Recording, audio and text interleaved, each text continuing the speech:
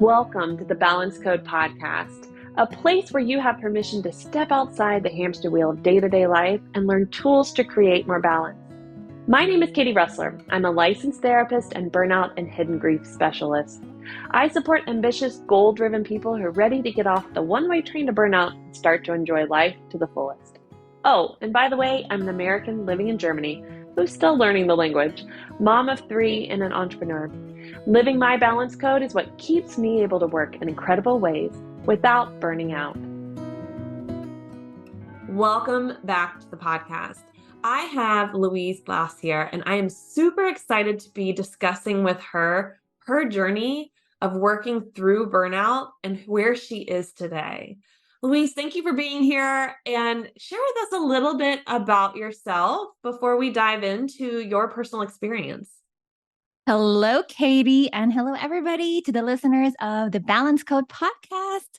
Thank you for having me. I'm so grateful that you are going to be willing to share and open up. When we first talked about you doing an episode, you were sharing with me your own journey through burnout, and we've been friends for a while. And I was like, can I interview you for the podcast? And you're like, yeah. So Louise, first of all, you were here in Munich, but where are you originally from? Yes, I am from the Philippines. I was born and raised there, and I moved to Munich 8 years ago. It will be my 8th year this December. Long way. And about me, you asked.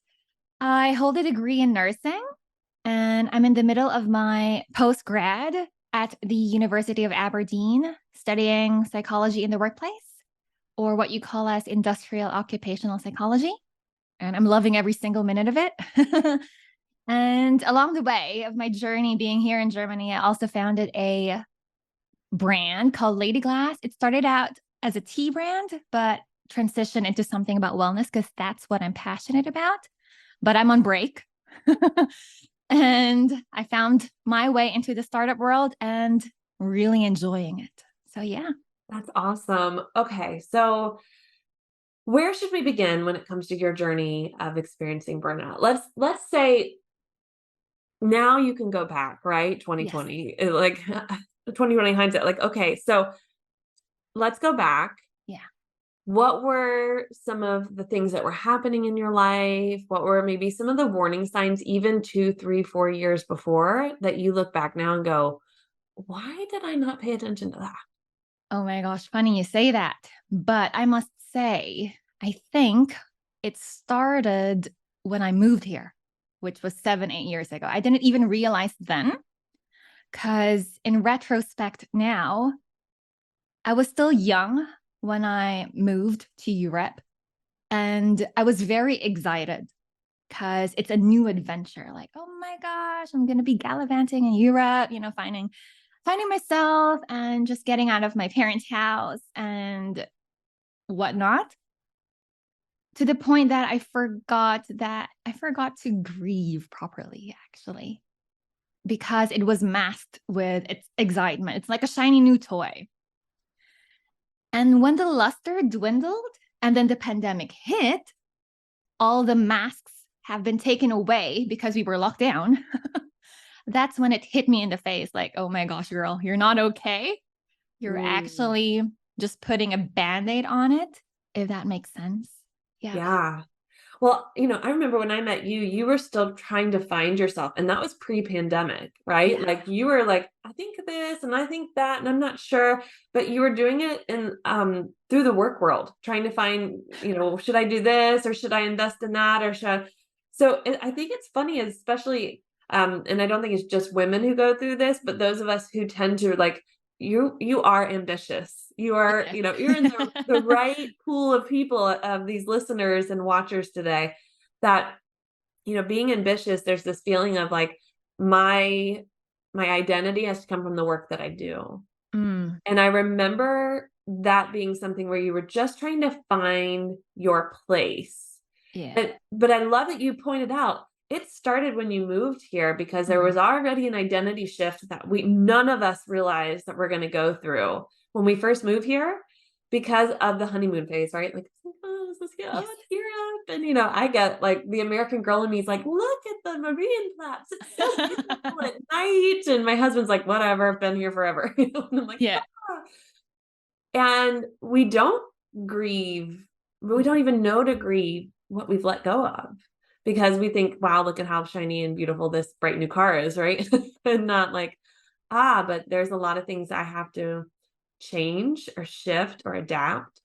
So I think it's powerful that you pointed out that that's really when you notice now that things happen. And I would say then the symptom of that was, what work should I be doing so that Yeah, I can find myself? that's true. And the thing is, I'm now 31 and I'm still continuously finding myself. Like every year, there's a new part of me that I'm discovering. And I'm sure you can also say that that's true to you too. And that idea when we were younger that, oh my gosh, when you're 20, you're going to have everything figured out. When you're 30, then you'll have a perfect life. Well, guess what? No, it doesn't work that way because when you're 30, you're going to be thinking about next year and what does, so putting pressure on yourself and what it needs to be, what life should be, and then seeing everything in social media, like everybody's having like a quote unquote perfect life. It's like, oh my gosh, and what's happening with my life? And even though you say you're a very strong person, you don't get affected with the external things, but at some point, it's gonna hit you in the face. And the next thing you know, it's blowing up. Everything's just in front of you and you don't know what to do.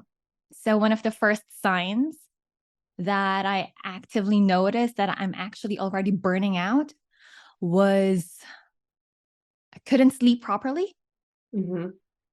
And I was becoming very moody. And the worst part was I couldn't eat anymore. So I've been having physical signs and symptoms already. And that was very scary, to be honest. And I think you've seen me at my worst, and that was last year. Yeah, yeah. But I remember years prior, the gradual progression to get to that point. And it's scary. If those of you who are listening and you're like, gosh, I have a friend like this, or I'm going through this, sometimes we don't always see it because if I only get to see you once every 6 months or so, right? Which is kind of what it was, because that was just life for both of us. Yeah. It was like, whoa, whoa, each time was a bit of a shock. And it's hard to know what to do in those situations. It's hard to know what to say, but thankfully you and I always had very open conversations. Yes. And you were always like, hey, I know this is going on. Don't worry. Yeah. I think the benefit of a friend being a therapist is, they're already thinking it. So it's just like, just say it like, hey, I got it. We're good. Yeah. But the warning signs being physical and the lack of sleep, which is that mental inability to just relax, right? Turn it off. What about the emotional side? What was happening behind the scenes there? Oh dear. I was always crying. Okay. Yeah. Oh my gosh. I was like, I'm just always very sad. I mean, I think it's also a culmination of the environment. Like, for example, wintertime in Germany. Oh my gosh, it's really depressing, guys. And what's going on with my body and my overall health is not helping as well. Yeah. So I'm not able to cope anymore. And yes, I was just always very sad, crying. And I think I was also feeling homesick, but I didn't know I was because I was in denial. Yep. Because I thought to myself, like, if I admit to it, then it's going to be worse, which I don't know if that's also a good thing. I think it's just like a catch-22. But yeah, man, that was tough. Can we bring in the cultural piece to this? Sure. Because not only do we have like, hey, you're living abroad, but you have your cultural background of performance of this is what you do, this is what you don't do. And you're going like, okay, and the view on mental health. Plus, then you're living in Germany, who has its own view on mental health. How did that all, like, if you can step outside, it's so hard for us to look at our own culture when we're like, well, this is just my reality. But like, if you step outside of that, the term burnout, the feelings of depression, the grief, the sadness, the struggle with identity, how do you think all of that shaped what ended up happening? Funny you asked me that question. In my psych course right now, our subject is actually about culture. So it's very timely. And I've been thinking about it and comparing as well the cultures that I've been into and immersed in. And the Philippines is, in general, a very jolly, happy country. If you've seen photos, like there are already calamities and people are still smiling, and everything is just a festivity. And then I come here to Germany. I'm not bashing your culture. I love you and your culture and your country. Thank you for giving me a home, but it's just very different. And there are studies showing that Germany is generally a closed culture country. So it's difficult to navigate situations. It's difficult to have connections with your neighbor, find friends. It's difficult to land a job and make a career out of it. It's just much more difficult for me, who's an outsider coming into your country, trying to make a life, trying to build a life, a happy one, a livable life. And I wasn't culture shocked because I knew what I was getting into, but being here and being faced with the reality of how difficult it really is difficult in itself. Yeah. So what I'm saying is you can never be prepared for something that's coming, even if you say that you're really a good prepper, but you can never really prepare for a big change in your life because there will be things that you cannot just anticipate. And you just have to trust yourself that you have the right tools to face it head on, cope with it, and emerge from it. And that's when burnout actually kicked in. I know I'm a strong person, but everything that's been happening, it's just been compounding. And my usual coping mechanisms were not working for me anymore.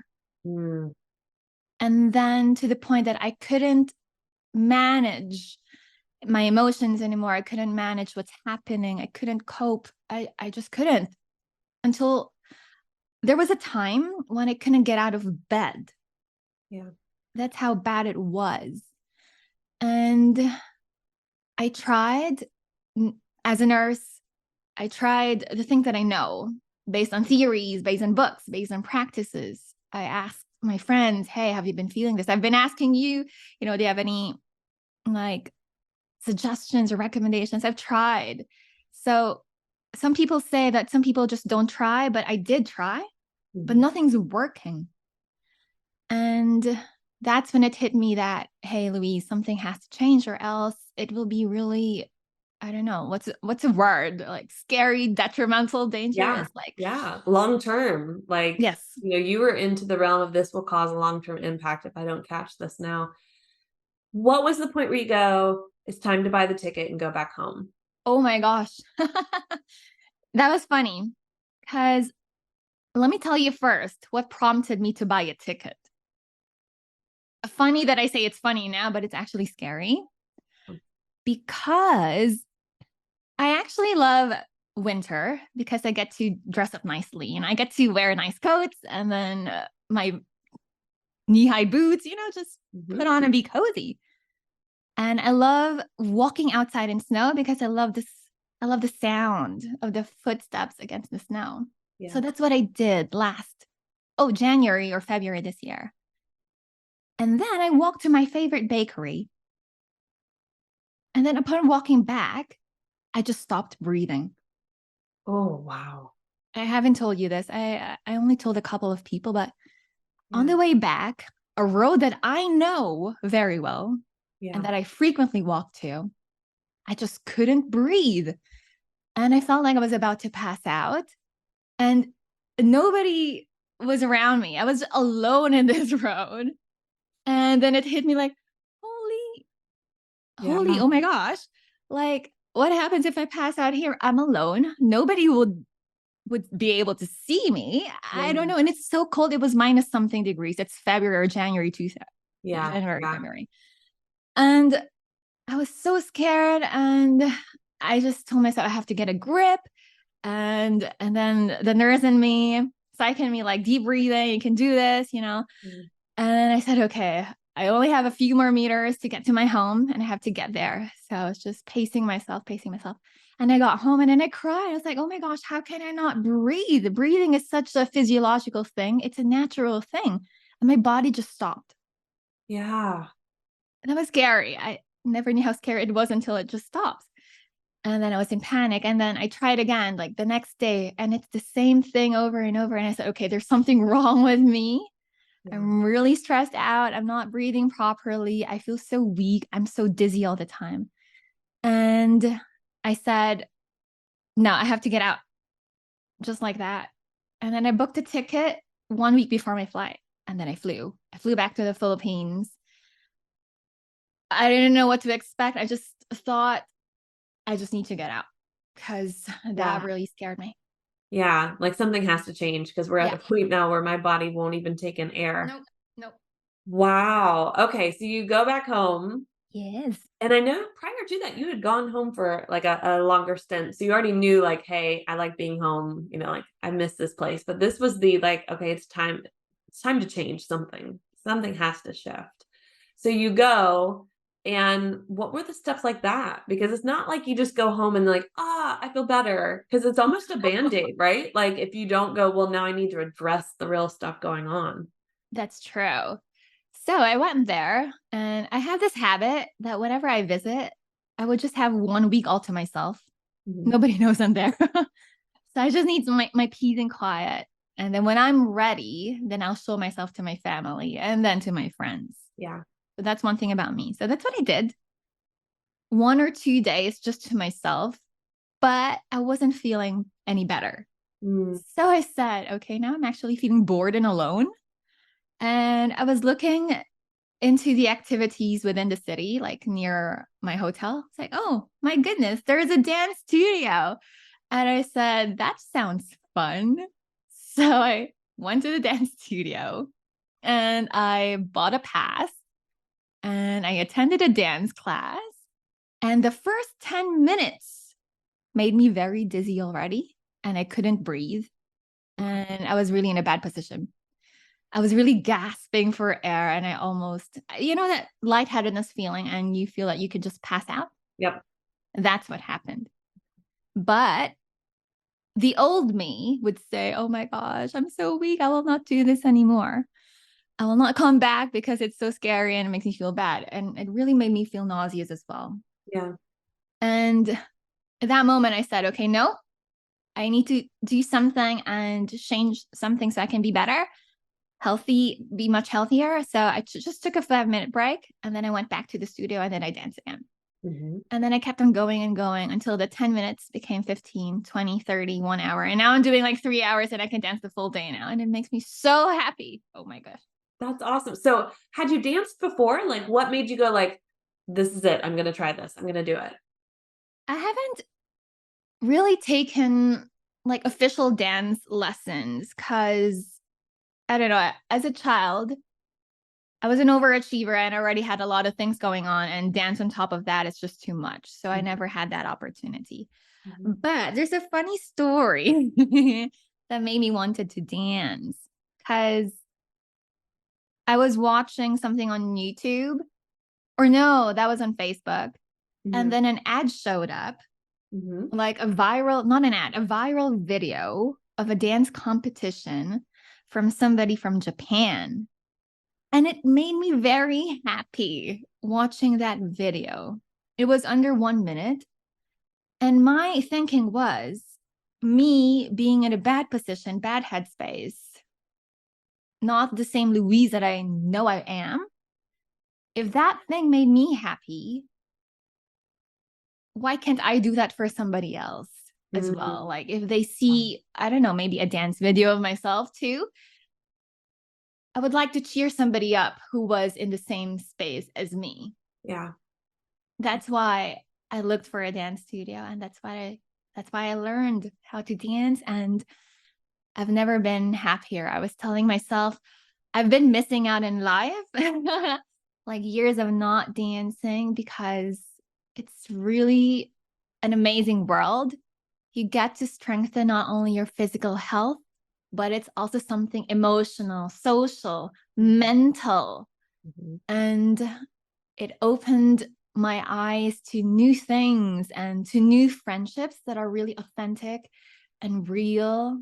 And it also showed me how strong and resilient I am. Because, for example, when you're learning a choreography, we learn something within an hour and a half. And these are difficult choreographies. And they're so difficult to remember. And a part of me would want to give up. A part of me is scared to dance in front of a lot of people. Part of me is scared to be judged. But the community tells you that it doesn't matter. You just have to do your thing, express yourself, and we're going to support you no matter what. That's powerful. Very. And that taught me that. Yeah. Like, yes, there are people who are about connections. It's not about connecting for the sake of making business. Yeah. You know, I can actually tear up talking about it. Okay. Because I'm really, really thankful for dance and the people I've met because they really saved me and my life. So, Yeah. I think it's amazing that you're in a hotel room, you're doing your thing because you just need your own time. You get bored and you look and see what's going on, and you see that dance class, which reminds you of the video that you're like, I want to be that light for someone else. And you just go do it. Like, you don't have the prior experience. You're like, I'm just going to go try. And what's been amazing is that an outside friend is seeing these videos of you, progressively improving, trying new styles. And, even in the last year, you finally really sharing with us, like, you play piano and you sing, and, like, you're putting stuff out there with the desire to bring cheer and joy to people's lives and to help them when they might be in a dark space like you are. And I think that's extremely noble. But what's most important is you realize you had to take care of you first before, it wasn't like day one you started recording yourself. You waited till you were in a place where it's like, okay, let me start. Now I can start to show people like the joy in what I'm doing and bring them joy. And the fact that you found a friendship group that accepted you no matter where you were at what point, no matter your dancing skill, whatever, it wasn't about performance. It was about, like you said, authenticity. And you and I have had the discussion that I think many people who live abroad, the group that you sort of connect with, sometimes it doesn't always feel authentic. We kind of have to put on a face for the place that we live. Yeah. And the fact that you could go home and go find that was powerful. So let's talk about, so you're there, you notice some changes in your health because you're able to do routines for, 3 hours or whatever. How about the things like sleep and, breathing overall and eating, like the things you said I could not do when I was in Germany and I was hitting burnout? I'm eating again. I'm so happy to report that. For other people, it's difficult for them to lose weight. Maybe this is a sensitive topic, but I want to say that there are also people out there like me who find it difficult to gain weight. And I actually finally gained weight. And I spoke with you 2 weeks ago or last week, and I showed you the clothes that I'm giving away because they don't fit me anymore. Yep. And I'm so happy about that. So yeah, I'm thankful to dance because it makes me sleep much better. Yeah. I wake up with so much more energy. I actually feel alive, and it makes me eat more and just eat not for the sake of because I need to, but to really enjoy it again. Yeah. And then in times of stress, because you cannot eliminate stress, that's the reality of it. I just find myself like, I don't know, like dancing or stepping like two-step, doing a two-step and just being in a good mood, And I think that was the thing that I was lacking because I was doing that mental healing, emotional healing. I went to therapy, And what I didn't know what was lacking was the physical health. I mean, the physical activities. And I found that through dance. So I'm glad. Breathing. I haven't stepped out in minus something degrees yet because it hasn't. Not yet. Not yet. It's coming. But I want to. Maybe we should do it together. Yeah, I'll be with you. I'll walk beside you. But I believe that I'm stronger, healthier now. And I know I'm capable of enduring that extreme weather again. So I'm excited to try. I'll let you know. Yeah. Okay. So you go from being in the Philippines for a period of time and you stayed for several months. 4. For 4 months. Yeah.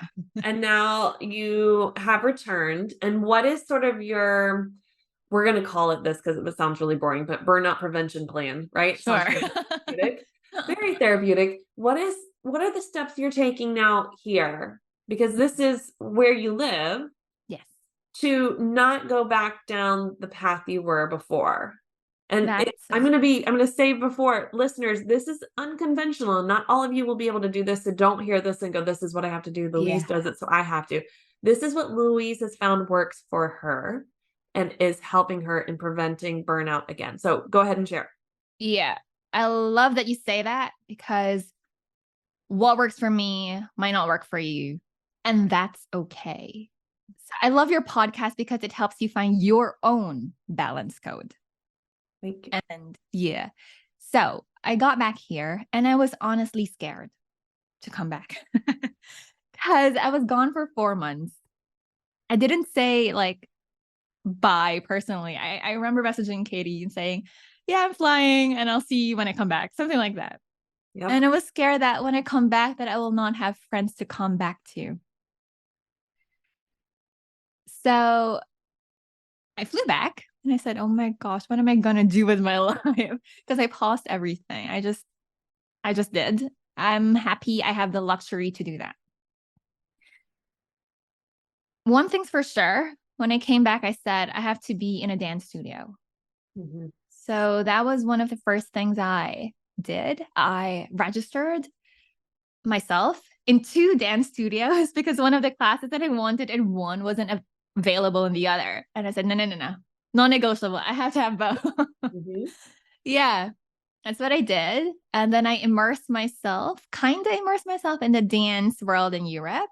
I went to dance battles, dance workshops in Amsterdam, in Austria. So that's what I've been doing.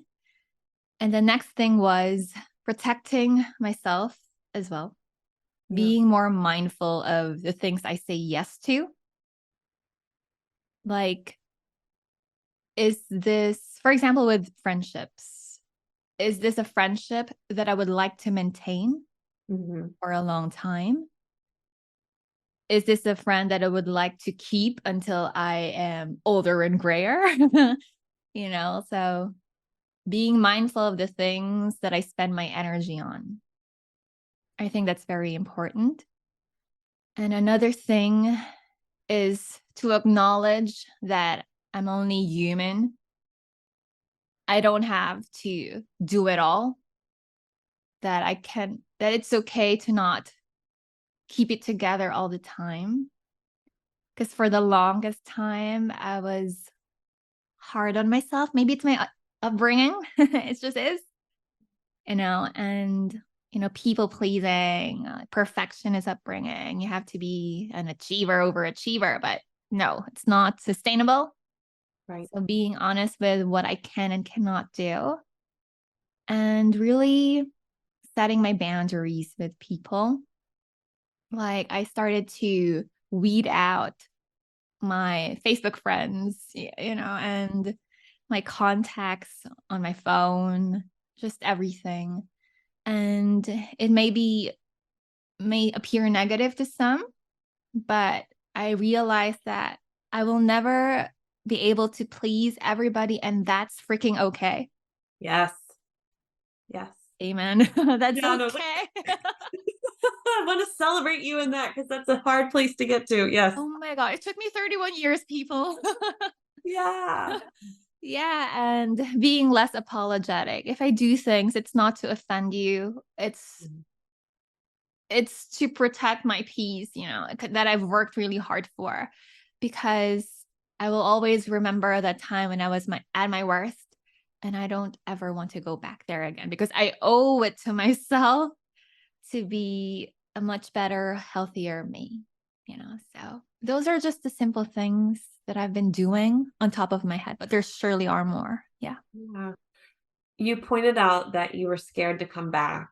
And I just want to say thank you for saying that, because it's kind of like back at the very beginning, we talked about, like, thank you for everything you've shared. Thank you for sharing it. Because it's very vulnerable, right? Like, I want to honor that. But you pointed out, like, it's scary to come back to your quote, real life, right? But back to the normal life, let's say. What will other people think? Can I maintain this? What will happen to me? Will I just get sucked back into it? This is the things I hear my clients go through. I've gone through myself, where you just don't, it's almost you want to continue to avoid it, like normal life. Many of my clients who take off time, extended time from work, they're scared to go back, because how do you go back into that world that's going to expect certain things of you? And I love that you are going, I don't have to talk to all those people anymore. I don't have to do those things anymore. I'm going to start to do these things, and I'm only going to talk to these people. And, you and I talked about this last week, that you could have gone like years not talking to me and then come back and been like, hey, here's what happened. Here's what was going on. Been like, girl, got you. I'm here. What do you need? But I realized that there are not friends like that out there who understand that, right? There are going to be friends who go, no, I went through all these things and you weren't there for me. And so you have to remove the expectations of others, because your mental health is what matters. You wouldn't even be able to be there for them if you were in burnout, not breathing, right? Like, you're not going to be able to be that support. So it is okay to be selfish. We often think the word selfish means, like, self-centered and narcissistic. Selfish is not narcissistic. Being selfish, self-focused, allows you to be the light in the world to help others. Like, Louise, the fact that you took care of yourself allows you now to bring joy to so many. And it's not because, oh, I'm going to do this only for others. You do it for you, and you just share your journey with people. And that's amazing. Exactly. So when you asked me to be on your podcast, I told you straight up, like, I'm scared. I'm honestly nervous and scared because I don't know what to expect. I've been on break since, I don't know, 8 months ago, March this year. And your podcast is my first official engagement. Woohoo! Back in the world. Yeah, I'm officially back. But no, I was scared because I don't want to be sucked into it again. Yeah. I'm scared that I'll be in a bad place again. But the reality is, it doesn't have to be. It's a choice that you make. And all the small steps that we make actually contribute to the bigger step, whatever that step is that you want to get to.